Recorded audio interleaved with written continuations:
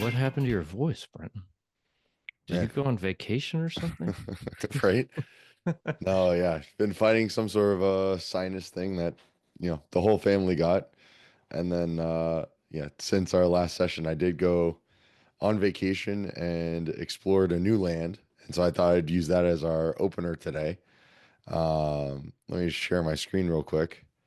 So it was very opportunistic, but it was school vacation here in the Northeast in New Hampshire, and so we went to the Azores. It was like a really great deal, and a lot of people we speak to don't even know necessarily where the Azores are.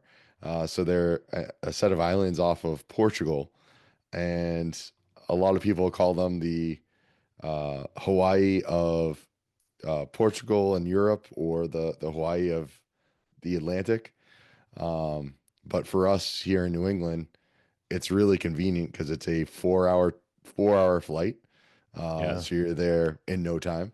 Um, and the views and everything are stunning. It was a really great location to be. I'll just kind of scroll through a couple of pictures.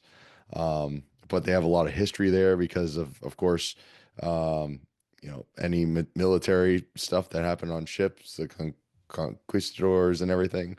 They have many monuments and different things. They have a couple of like old military bases, which were fun to take a look at. Um, they even had their old signaling towers. Um, so you could see how they would let everyone know that, hey, something's, coming, Oh, or this is anything if ships were arriving.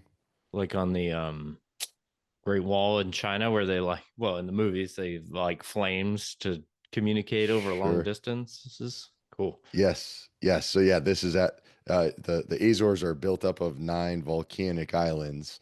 And so this is the main island that has the international airport, if you will. Um, and there were, yeah, just a lot of great views and everything. And it's still, active and volcanic. So when you go and visit like a volcanic park, um, you don't see lava, but you see steam, just Oh coming out wow. of the Earth's crust.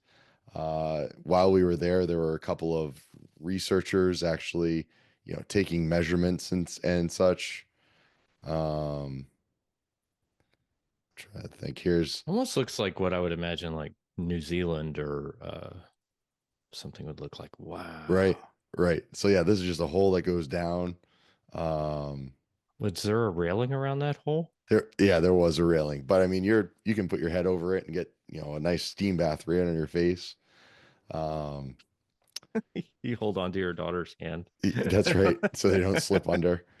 Um, but then they have like old military bases as well, and kind of like setting the scene. But built into the cliffside was a old like military base, literally built into the rock cliffs, Wow. which was kind of cool to hike around and go see and just imagine what it would have been like in the 1800s when everything was happening.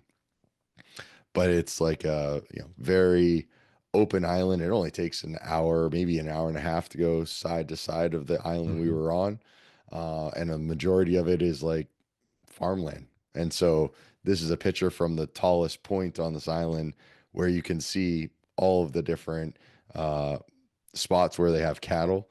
What was Yeah. interesting to see is like they have all these mini pastures, if you will, set up with volcanic rock as Yes. um, That's as exactly fencing. like Ireland's like that. Yeah. But they use all the rock for natural barriers. Yeah. Every little mountain peak you see is like a volcanic spot that could, certainly spin up if the conditions are right. Um, I don't know. It was a really pleasant experience. They're super inviting. They're built for tourism to an extent. So, they always had things for us to do. And yeah, as you can hear in my voice, everyone was a little bit under the weather. And the Azores are great because you can drive up to all the great locations. We went through caves. We went to, great views, had great meals. Um, it was I definitely would recommend it if anyone ever has the desire to go to another country and just experience a little something different. Yeah, I'm jealous. I feel like it's a year of Portugal. Like everybody we know went to Portugal, but this looks like it's even shorter distance, right? Right. Yeah. Yeah. It's convenient to get to for sure. So, Cool. I'm jealous. I'm jealous. yep. Well, there's Awesome. our opener. Now all the systems are running, all of our tests are ready. So maybe we'll start diving a little bit into today's deal up topic, right? Yeah. So I guess housekeeping wise, if you're watching on LinkedIn live right now, the link to the Zooms down below. Happy to have you join. Conversate about proposal summary templates or whatever you might want to do. If you're watching this after the fact, you know how to find us. You can reach out to us on LinkedIn. We're just like we're a gang of folks that are super passionate about DealHub, and so we always like to meet new DealHub people. And so love to hear from you. So I think I'm starting out, right? Um, sorry, I just got a phone call from Scam Likely, which is like every 45 minutes. Not important. Um, I think I'm gonna start out by sharing the screen, and so let me give that a shot. And here we go. Brenton, let me know. Can you see my whole DealHub screen? Yes. Yes. Okay. So what is the proposal summary template? Just thought we'd start out there, right? Because it is not something that's been around forever. In fact, I'm not as accustomed to using it. And so when I see it being used, it's a good reminder of just like the power that it has. And we'll talk about, all the reasons to use it and then some of the reasons you can't use it. Mhm. But here it is, right? So in the sales mode, you have your deal room template, you have a document template, and then you have this proposal summary template. This is Brenton's demo environment. So you set up a couple that you can select from, and even within those, they're variable. Like you can change them. But what this does is it shows up after you go through all your playbook questions, after you have your product summary, it shows up down here. And I won't steal too much of Brenton's thunder, but that's a proposal preview. And so what does that give you? And so I thought the best way to illustrate what that does is to share a diagram. So this is a diagram that I kind of hijacked that I created a long time ago, and it's all about how does information flow just from front to back in DealHub, right? Like obviously the first place you're starting is you're trying to extract from the seller what's in their mind, like what products do they need to sell, what term is it, and so forth. But the end result is what you send to your customer, be it a deal room, a PDF, both, right? And what the system does in between that is it takes all your responses to the deal, to the playbook. What product did he select? What's the quantity? What's the term? And it assigns those to the line items as it assigns them. It puts the term and the start date and so forth. It also does a bunch of calculations, right? So it's calculating the overall total for the deal. It might be calculating some document parameters that you have. Maybe it's specific, like not not on the line item level, but maybe there's 4 line items that are hardware and equipment, and you want to see the summary of that. Well, those are calculated in document parameters. And if you're familiar with DealHub's backend, that's kind of like you're almost as far over to the right as you can be in the system here, because these happen right before the PDF and the deal room shows. Mhm. So like back in the day, when you're doing a lot of testing to see what the hardware and equipment fee was that was going to land on the PDF, you have to generate the PDF and you open it up, you look at it. Or I used to put sections in the deal room because the deal room generates faster. And so you could see Yeah. all your, like, I don't know, what's my billing address and what's my hardware and equipment fee. You could see it all real fast, but you're bouncing back and forth, right? So what the proposal summary template does is it kind of gives you, I think Brenton, you put it best, like a window into the data before it lands here.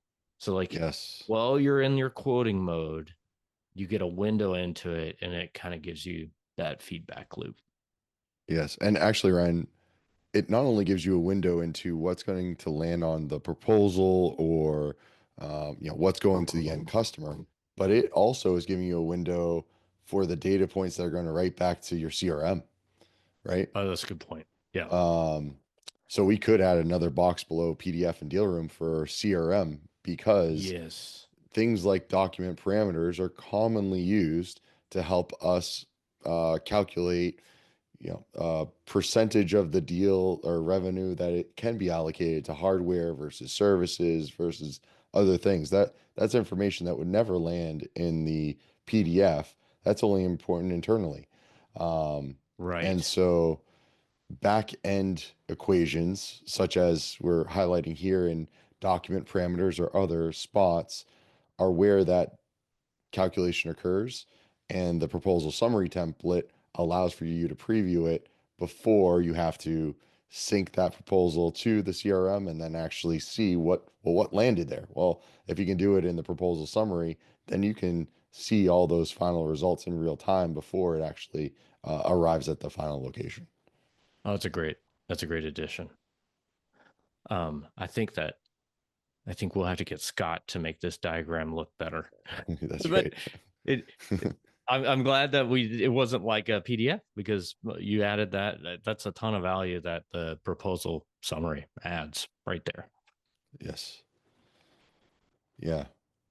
Um, so let's see. Like we could talk through a little bit of when to use it.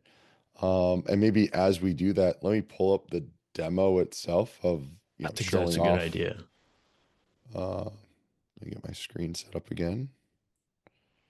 Yeah. So as you're kind of pulling that up, um, you talked about confirming values that will sync to the CRM.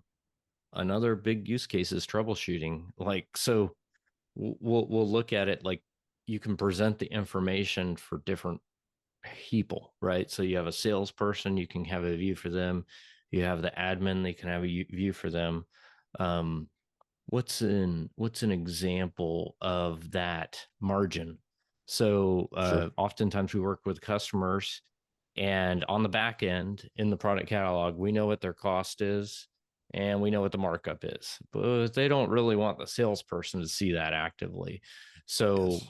we might have a separate uh, preview that's showing margin that we use for troubleshooting purposes or for evaluation by a separate team, finance team, and so forth. So Absolutely. Brenton, I'll let you take it from there. Absolutely. And yeah, so like that's a great point. So for troubleshooting purposes exclusively, you know, a proposal summary template can be really raw, really simple, right? We could simply, in this case, am purely uh, mirroring or re-exposing an opportunity type selection, right? Because maybe that's driving playbook questions or how certain items like margin are calculated, and maybe that's how commissions are based on, right? Like there could be so many things that are helpful to understand at time of quoting. Um, and so, it doesn't have to be pretty. And furthermore, with proposal summary templates, you can define when they are visible and who they are visible to, just like with every playbook element, right? So we can actually make this so that if a sales rep was in a proposal, they are none the wiser. Don't even know this functionality exists.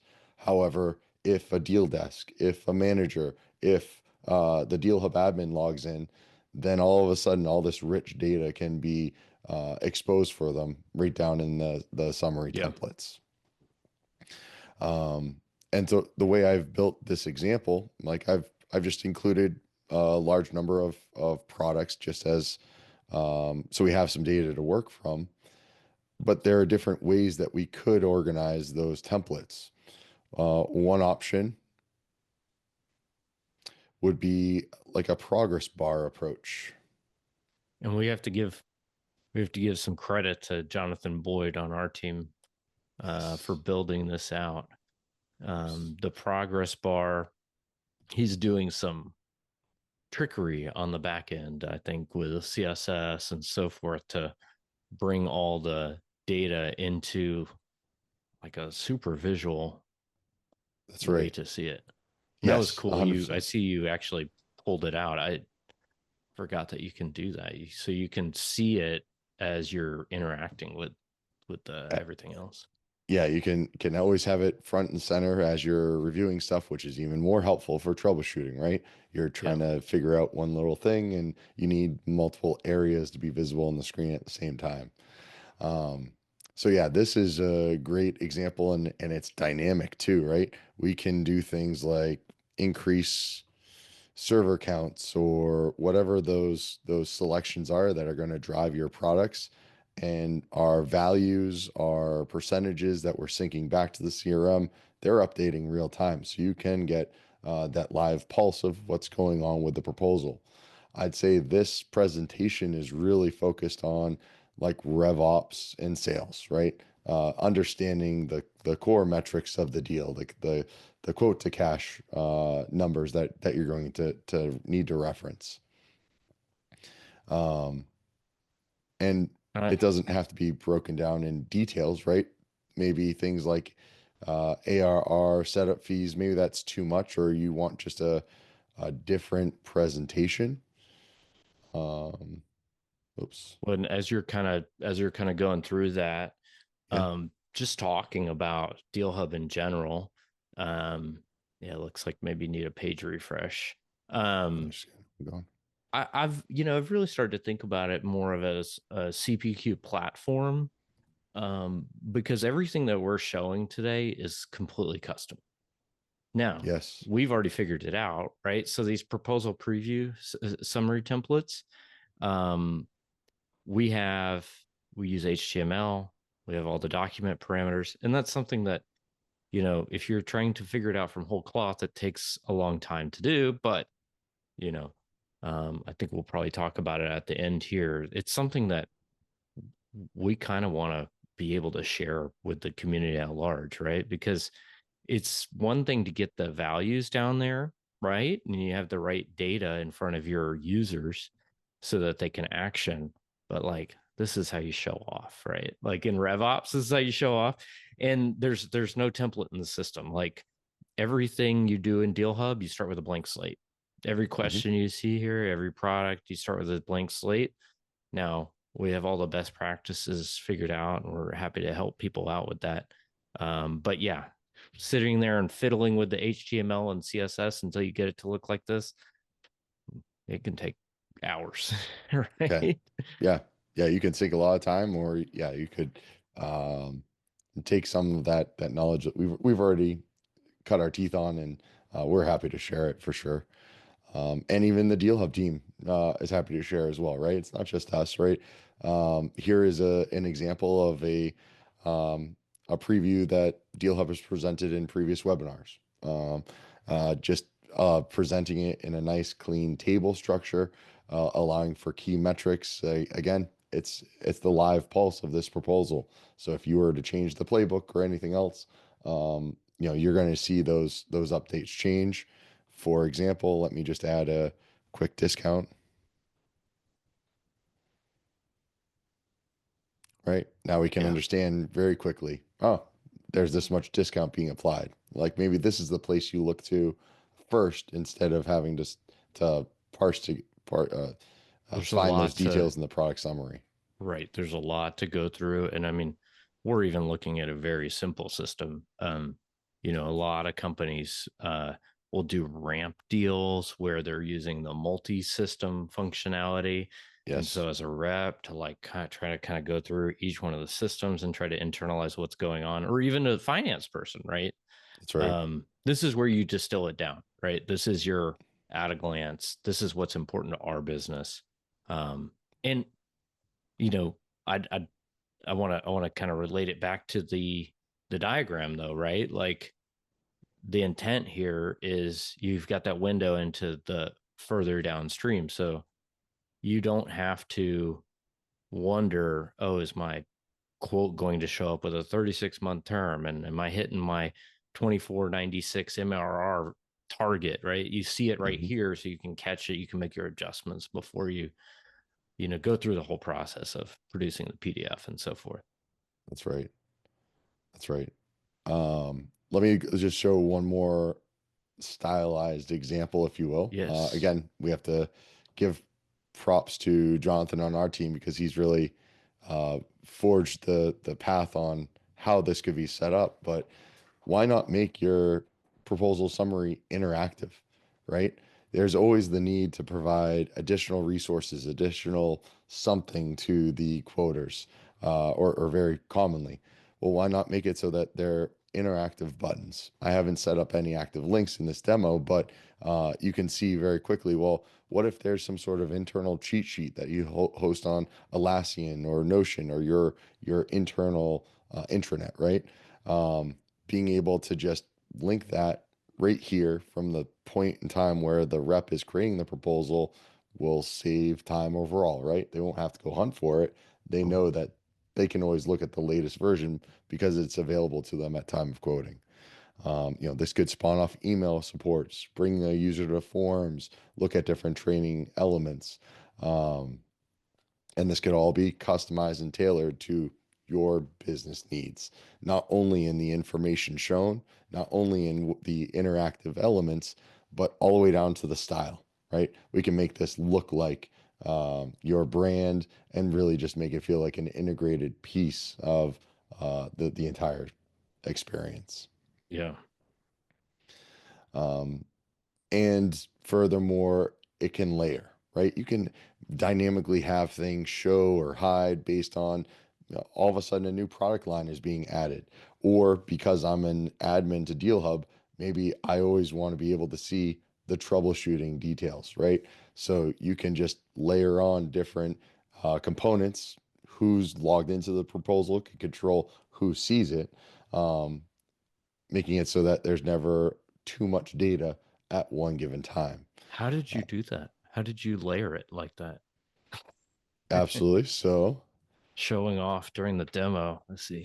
Let's see how the you way work. that I built this proposal template was I built all my samples Um, as different widgets, if you will, right? yes, And instead of separate. Yes. every widget's using presentation rules that I'm driving on the playbook, but it doesn't have to be this complex. It could have just been from the top selection of which template do you want to show.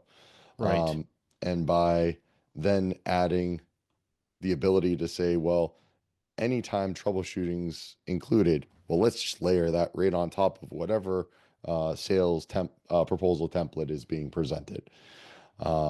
And the great thing is, truly as a troubleshooting example, let me just do a live example. This is risky.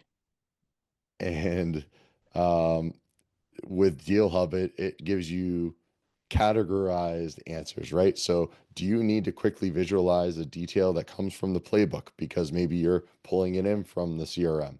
Do you need to visualize a field that you're pushing to the CRM? Well, you can, if you know what you're looking for, you can quickly go and say, well, I know I want to look at setup fees, live example setup fee.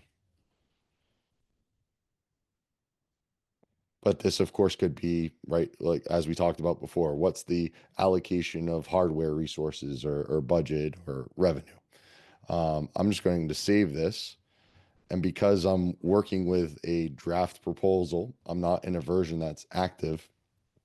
All I need to do is change one element in the playbook, and you're going to see that detail update in real time. So you don't even have to go and, fully push this out yet in order to start troubleshooting in real time if you're working in a draft mode of a version. I didn't know that. So it treats it like an output document.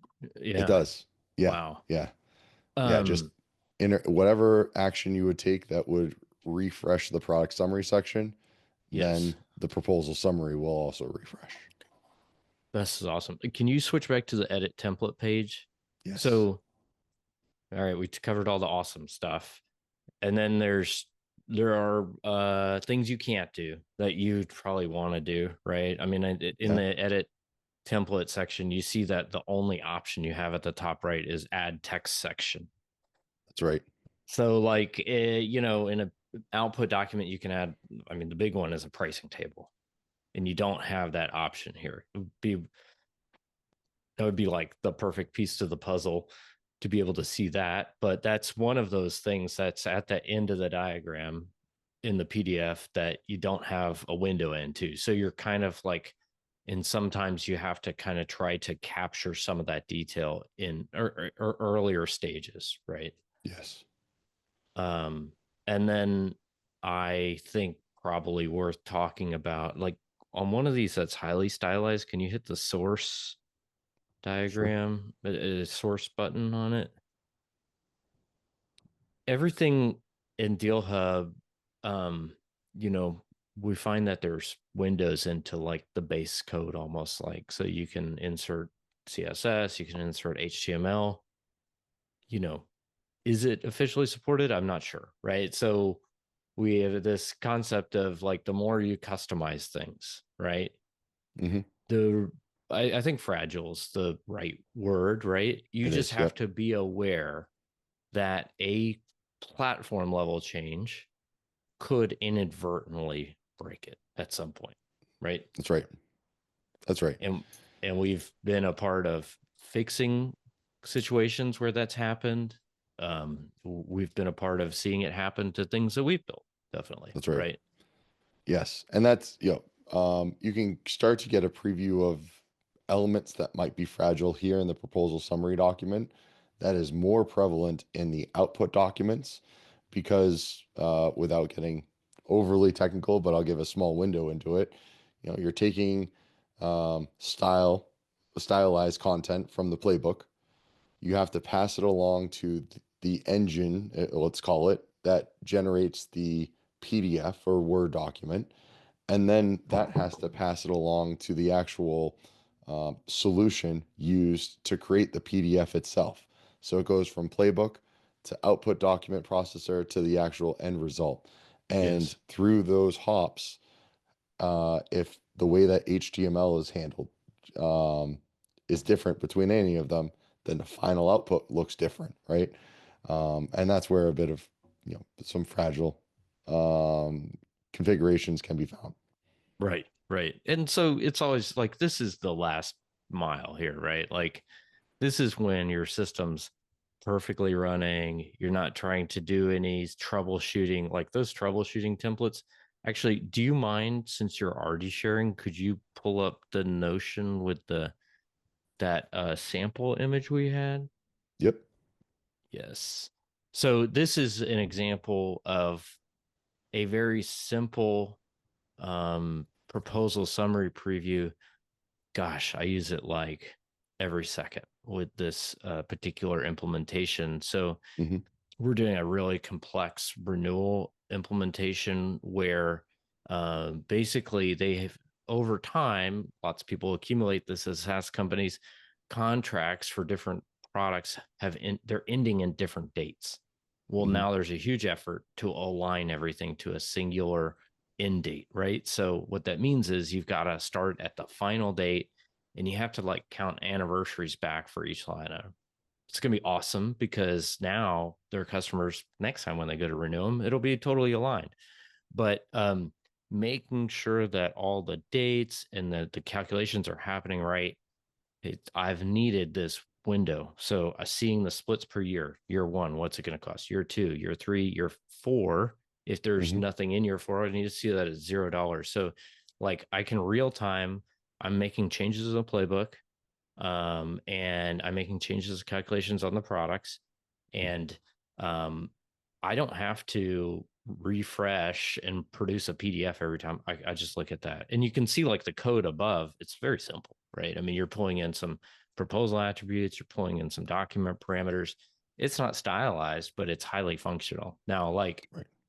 maybe if we decided this was super functional for the users and we're on the other end of it, we're just trying to improve their experience, that's when we start to stylize it. That's when we add the buttons to the training and so forth. Yep. So That's right. That's right. And just another use case that I used today for the proposal summary template and troubleshooting. A customer was observing that their PDFs weren't showing a billing address detail. And in their environment, they have addresses associated with the company, but they have two addresses always, right? There's the company address and there's the company billing address. And so the assumption was, hey, they have a company address, so of course that should just push along. But the reality of it all is that, well, it's the company billing address that needs to be filled out because that's what shows up in the proposals. It just so happened that we already had a proposal summary template set up that clearly just documented for this proposal, here's the company bill, standard address, here's their billing address. And it took just a minute to say, oh, well, that's blank because the billing address details are empty, right? Um, so, building you come across these types of issues and your proposal summary template, its use cases are going to build based on your organization's needs. And if you do build a little repository of, uh, you know, troubleshooting previews, if you will, it does save you down the road as well. Yeah. Awesome. Do you mind if I take over sharing to Not show at just a all. couple quick things? Yeah. I think one thing that we kind of talked about, kind of showing everybody is, and I'm showing this in a sense to say, don't get frustrated, right? Like, you may know HTML, you may know CSS.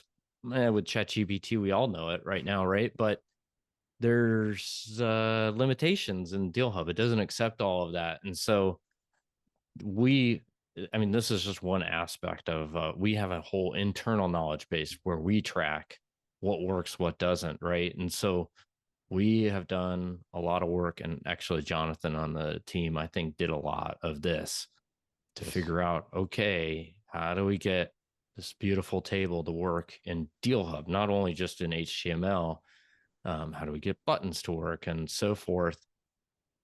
We have to document it, right? It's complicated. So if you're frustrated, that's just a reason to reach out and just hit us up, right? Like, I'm happy to share information like this. This is just an example of one page that we use to share with our own team, and make sure that we're not like reinventing the wheel every time. If somebody wants red text, nobody on our team should have to go figure out how to do that, right? It's been done. That's right. um so I think that's that. And I saw that we had a note to talk about one more potential gotcha that just people should be aware of on Hmm. the proposal summary template. What was Yeah. it, So, Brenton? Yeah. yeah, the potential gotcha, especially if you're using proposal summaries for troubleshooting. Just always be mindful that if you have multiple templates, DealHub is always going to revert back to the default template option when you actually submit that proposal. So what does this mean?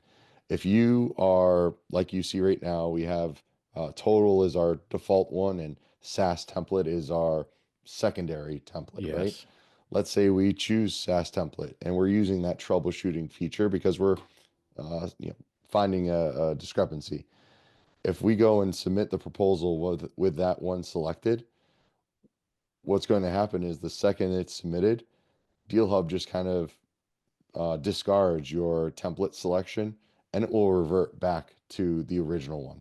Not Mm. the end of the world necessarily, because um, you can always duplicate a proposal and then get back to where you were. But if you were counting that data was still Yes. visual, that's just something to be cautious of. You could see this as And a it's pause. submitted, so you can't adjust it either. That's right. That's right. Okay. Once it's submitted, everything in this view gets locked down. Yes. You could see this as a positive, right? Once it's submitted, you want to ensure that all troubleshooting data kind of goes away because now it is, the details that were presented to a customer, for example, or that's the view that somebody else on the team is going to see. And if you hadn't used role-based permissions for viewing that data or something like that, like now the environment's kind of clean. But from like a troubleshooting perspective, that could be a frustration point. Um, so it's just something to be mindful of as we've experienced it. We've seen that happen. That's one of those examples of, if we don't have an ocean article for it, we're going to make it right after this, because that's like kind of our mantra. we're not always the best at adhering to it, but like if you're having a problem, go to our internal knowledge base and see, because we bump into every nuance, right? That's right. And yeah, yeah. That's right. So Cool. hopefully Do this we has been helpful for everyone to be able to just even understand how powerful the summary templates can be. And, maybe this will entice somebody to, go take a look if you haven't already and, start using them or enhance them for a use case that we talked about today. absolutely, absolutely. All right. Well, do we have anything else to cover? I think we hit on all the main points. I think so. Yeah. Yeah. If, we're watching always for new features and functions. I know DealHub is undergoing a refresh. So just this week, we started seeing some refreshed UI. The new logo shows up in DealHub and on the login screens, right? Yep.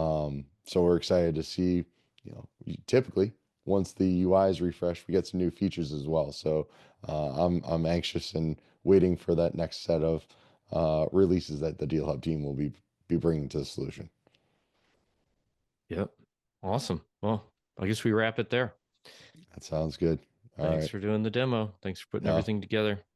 my pleasure. Thanks, everyone. All right. See everybody later. Bye. Bye now.